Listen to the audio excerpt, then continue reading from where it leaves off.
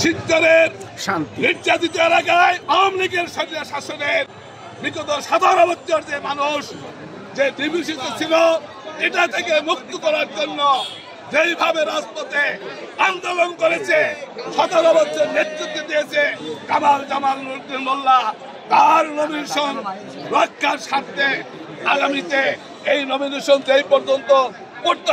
পুষ্ট না করবে, আমরা রাজপথ ছাড়ব না। একটি আওয়ামী লীগের কুচক্র মহল কিছু সম্প্রদায় লোক হাই রোডে যায় গাড়ি বন্ধ করেছিলেন, সেটা লোক ছিল আওয়ামী লীগের কুচক্র মহলের লোক। যদি এই প্রত্যাহার উড্ডু করে না হয়, আমরা এই শিবচরের